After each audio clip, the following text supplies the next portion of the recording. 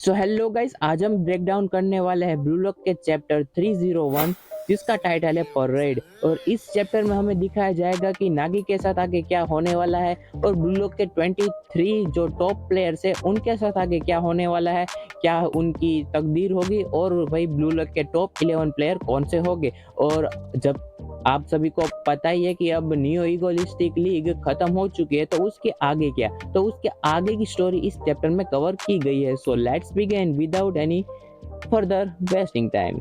सो यहाँ पर चैप्टर की स्टार्टिंग में हमें दिखाया जा रहा होता है कि यहाँ पर नोवा और लोकी और ये सभी लोग जो प्लेयर्स होते हैं वो ब्लू लॉक से एग्जिट कर रहे होते हैं, क्योंकि आपको पता है कि लास्ट मैच हमारे पीएक्सजी वर्सेस जर्मनी के साथ हुई थी बास्टर मोंचे और विनर हुआ था बास्टर मोंचे। तो यहाँ पर सभी लोग अपने पंटर लोग को लेकर बाहर निकल रहे हैं और यहाँ पर क्रिस और एलवारो पता नहीं भाई एक दूसरे को बहुत ही तिरछी नजर से देख रहे हैं। पता नहीं सास बहू का कोई एपिसोड एक्सप्लेन कर दिया होगा किसी ने, तो भाई मरक मरक हंसे जा रहे हैं दोनों ही। मगर जो भी हो, यहाँ पर नेक्स्ट हमें काइजर का सीन दिखाया जा रहा होता है जो कि एग्जिट ले रहा होता है ब्लू लॉक की डिपार्टमेंट से, और उसके पीछे एग्जैक्ट नेस होता है। तो यहाँ पर काइजर अपना बहुत ही पोलाइटली कहता है कि भाई तू अभी भी मेरे पीछे क्यों आ रहा है। तो यहाँ पर नेस रिएक्शन में कुछ नहीं देता, मगर यहाँ पर फिर से काइजर कहता है कि तुम्हारे बस हो नहीं गया, तुम जिस काइजर में बिलीव करते थे वो काइजर बस एक इल्यूजन था, मैं एक टोटली शीट हूँ। क्योंकि यार देखो, जो ग्राउंड में हो चुका है वो हो चुका है, अब उसको बदलने की कोशिश मत करो और तुम यहाँ से अब दफा हो जाओ।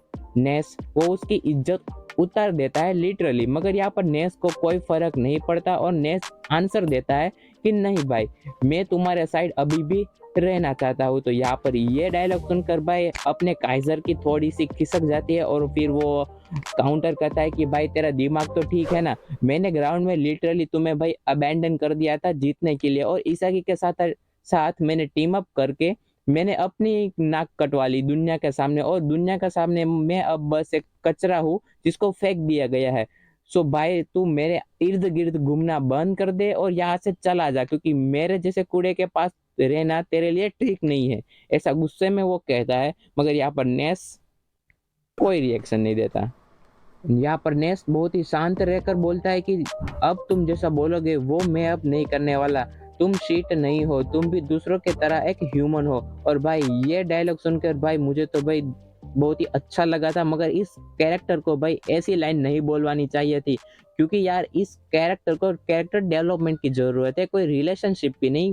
भाई ये कितना लॉयल है बंदा काइजर के लिए, भाई इसकी लॉयलिटी देखकर तो मुझे ऐसा लगता है कि भाई जोरो को भी शर्म आनी चाहिए भाई, इतना ज्यादा लॉयल है हमारा बंदा। फिर यार ये लाइन सुनकर भाई अपना काइजर इसका रिएक्शन देखो भाई, हमें पता ही नहीं चलता कि ये बंदा गुस्सा है, रो रहा है या फिर तो सरप्राइज है। भाई इसका भाई ये फेस बहुत ही मतलब मास्टरपीस जैसा था, और भाई बंदे ने पूरी कोशिश की थी इरन येगर के जैसा फेस बनाने के लिए, मगर तब भी कुछ कमियां आ गई। मगर इसको हम रेटिंग देते हैं 10 आउट ऑफ 5, जो कि बहुत ही बढ़िया है। मगर यहाँ पर नेस कहता है कि यार मेरा ईगो कहता है कि तुम्हारे ब्रोकन सोल के ऊपर मैं एक और स्पेल कास्ट कर सकता हूँ। Wow what a dialogue. And then हमें ये न्यू सैलरीज दिखाई जाती है काइजर, लोरेंजो, नेस, चार्ली और अगी की। इन सभी की सैलरी काफी हाई होती है, और यहाँ पर काइजर को एक न्यू टीम ने इनवाइट किया होता है जिसका नाम होता है रियल मड्रिड। और यहाँ पर सरप्राइजिंगली नेस की सैलरी चार्ली की सैलरी से काफी ऊपर होती है, और ये एक सरप्राइजिंग मूवमेंट था जो कि यार नेस और चार्ली बहुत ही यार एक मेन कैरेक्टर रहे हैं अपने अपने टीम में, क्योंकि इन दोनों ने ही काफी असिस्ट करवाने में मदद की है और ये दोनों ही मिडफील्डर में काफी ओपी परफॉर्म करते हैं। देन यहाँ पर ग्राउंड में अनाउंसमेंट होती है जहाँ पर ब्लू लॉक के सारे टॉप 23 प्लेयर्स खड़े हुए होते हैं, और ये अनाउंसमेंट होती है कि भाई सभी लोग अपने अपने रिस्पेक्टिव विंग्स में जाकर आराम करो, कल हमारी एक इवेंट है सुबह 9 बजे।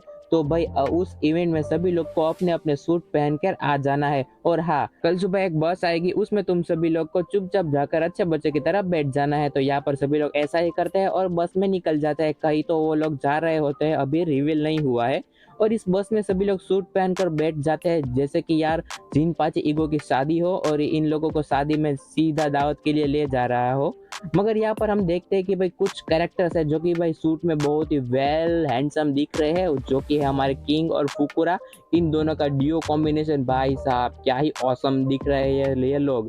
और फिर हमारा रिन होता है भाई यार रिन की पास वाली सीट कहाँ पर गई यार, ये सीट कौन ले गया।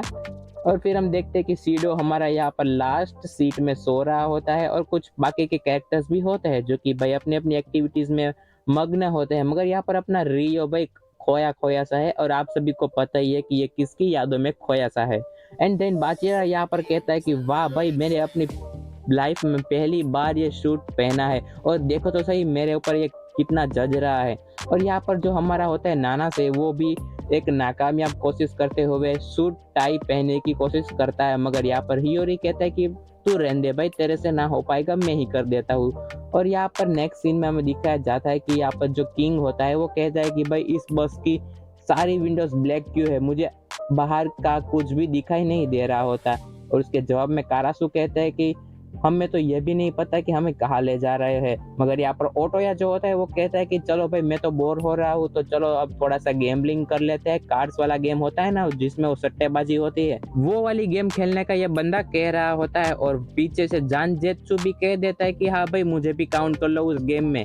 और नेक्स्ट सीन में हमें दिखाया जाता है कि जो सीडो होता है वो तो बौखला ही गया होता है, क्योंकि उसको लगता है कि इन सभी का इंटरव्यू होने वाला है।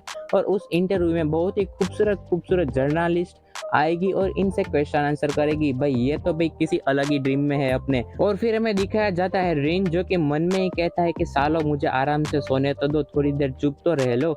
एंड यहाँ पर हमारा जो रियो होता है वो फिर से हमारे नागी के यादों में डूबा डूबा सा बेचारा मायूस होकर बैठा हुआ होता है। और यहाँ पर इसागी का पैनल आता है जो कि बहुत ही सुपर कूल लग रहा होता है, और उसके बाजू में गागामारू होता है। मगर यार यहाँ पर गागामारू ने क्या करवा के रखा है, स्ट्रेट हेयर, हाँ औरतों वाले शौक है भाई को भाई। और फिर नेक्स्ट पैनल में ईसागी यहाँ पर सोच रहा होता है कि भाई यार नागी चला गया, और मैं बस नागी को यही कह पाया कि भाई तुम सोकर क्वाइट मत करना। हाँ, मैं तो सोच रहा हूँ कि यार रियो कैसा महसूस कर रहा होगा। तो यहाँ पर टू बी हॉनेस्ट यहाँ पर इसागी एडमिट करता है कि भाई वो भी अभी तक बिलीव नहीं कर पा रहा है कि नागी के जैसे प्लेयर्स को एलिमिनेट कर दिया गया है ब्लू लॉक से। मगर यहाँ पर भाई बस यहाँ पर स्टॉप हो जाती है, और हमें दिखता है कि भाई वो लोग अपने डेस्टिनेशन पर पहुंच गए हैं। और बाहर से काफी ज्यादा शोर आ रहा है, और अचानक से बस की जो विंडोज होती है वो भी ओपन हो जाती है। और ये बेचारे यहाँ पर जो गैम्बलिंग कर रहे थे वो उसमें भाई हमारा जान तेत्सु जीतने ही वाला होता है। बट हमारे भाई का बैड लक ही इतना खराब होता है कि अब उनको बस के बाहर जाने का टाइम हो चुका था। और बाहर जाके हमें ये दिखता है कि भाई साहब यहाँ पर एक तो ब्लू लॉक के फैंस भाई भरे हुए हैं इस जगह पर, जिस जगह का नाम है रोपंग। और इस जगह भाई उनकी होने वाली है विक्ट्री परेड। हाँ दोस्तों, विक्ट्री परेड जो ब्लू लॉक के टॉप 23 प्लेयर है उनके सम्मान में ये विक्ट्री परेड रखी हुई है भाई।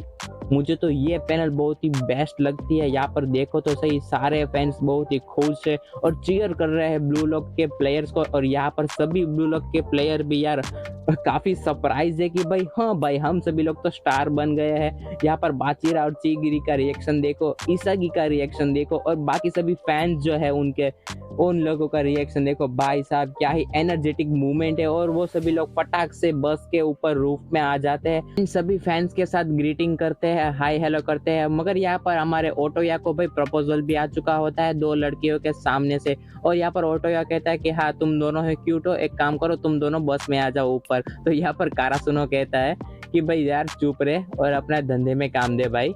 एंड नेक्स्ट हमें सारे कैरेक्टर के रिएक्शन दिखाए जाते हैं। हियोरी, युकिमिया, बाचिरा तो भाई यहाँ पर छलांगे ही मार रहा है, और वो कहता है कि वाह भाई ये सरप्राइज तो मुझे बहुत ही ज्यादा पसंद आया। दूसरी तरफ यहाँ पर चीगिरी रेंसुके को कहता है कि फैंस को देखकर एटलीस्ट तुम अपना हाथ तो हिला लो उनकी तरफ। मगर यहाँ पर वो जवाब में कहता है शट अप। एंड देन हमें और कैरेक्टर्स दिखाया जाता है, यानी कि यहाँ पर देख लो शीडो जो कि भाई बोकला ही गया होता है भाई, और वो सबको कह रहा होता है कि भाई मेरे इंस्टाग्राम आईडी में फॉलो भी कर लेना तुम सभी लोग। और यहाँ पर जो अपना आईक्यू होता है वो उसको रोकता है डमैस मतलब तू क्या ही कर रहा है भैया बंदा, देखो तो सही। और उसके नीचे भाई हमारे ये तीनों पीस लवर गागामारू, निको और ये एक बंदा था, इसका नाम मैं भूल गया, शीट यार। और ये तीनों के तीनों पीस पोज कर देते हैं सभी के सामने, और ये काफी फनी है यार। देखो तो सही इन तीनों मासूम चमगादड़ों को। एंड देन हमारा इसागी गोट आता है और वो कहता है कि भाई साहब ये तो इनक्रेडिबल मोमेंट है, मैंने तो ऐसा सोचा भी नहीं था, और ये सब कुछ हमने ही अपने हाथों से क्रिएट किया है, ये हमारी फेम है, ये हमारी लेगेसी है। This is the world of sports, this is the entertainment, this is the power of soccer. वो मन में ही कहता है कि डैम, ये बहुत ही अलग सा महसूस हो रहा है, एब्सोल्युटली टेरिफाइंग लग रहा है। और उसका रिएक्शन देखो भाई, वो अभी भी शॉक में है कि भाई इतनी ज्यादा भीड़ बस उन लोगों को चीयर करने के लिए आई है।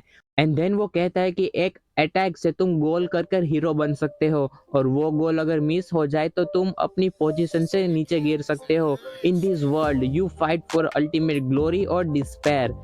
दैट्स वाई मैं सेटिस्फाइड नहीं हो सकता जब तक मैं वर्ल्ड बेस्ट सॉकर प्लेयर ना बन जाऊं। मैं ये जारी रखूंगा जब तक मैं वर्ल्ड कप ना जीत पाऊं। मैं घर वापस नहीं जाने वाला, विदाउट सॉकर लाइफ तो बिल्कुल ही नहीं। एंड देन ये लाइन खत्म होते ही हमें दिखता है जो नागी होता है वो घर आ चुका होता है, और अपना वो बैग रख कर मन में ही बोलता है कि भाई ये चौकी भी नहीं बदला मेरी तरह, और मैं भी फिर से ये अपने नॉर्मल रूटीन वाले लाइफ में आ चुका हूँ। और चौकी मतलब यहाँ पर जो कैक्टस है ना छोटू वाला, उसका नाम इसने चौकी रखा है, और ये इसका बेस्ट फ्रेंड है नागी का। सो यार यहाँ पर वो कहता है कि आई एम होम।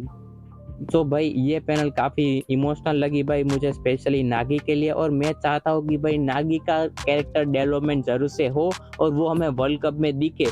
और फिर हमें नीचे नेक्स्ट लाइन में लिखा हुआ होता है कि आज से 50 दिन के बाद वर्ल्ड कप शुरू होने वाला है, और जो 50 दिन जो बचेंगे मुझे लगता है कि इसके अंदर एक ट्रेनिंग आर्क तो पक्का आएगा, जिसमें सारे ब्लू लॉक के कैरेक्टर अपनी अपनी स्किल्स को इनहांस और एज करेंगे। तो यार इस कैरेक्टर डेवलपमेंट आर्क को अगर आपको देखना है और मिस नहीं करना चाहते तो हमारे चैनल को सब्सक्राइब करो, और बताओ इस वीडियो में कमेंट कर कर कि आपको ये वीडियो कैसा लगा है, और अपने दोस्तों के साथ शेयर करो। वीडियो को लाइक करना बिल्कुल भी मत भूलना, क्योंकि उससे हमें मोटिवेशन मिलती है, और आपका प्यार बहुत ही जरूरी है। सो ओके, नेक्स्ट वीडियो में मिलते हैं किसी और नए चैप्टर के ब्रेकडाउन के साथ। तब तक के लिए टाटा एंड बाय बाय।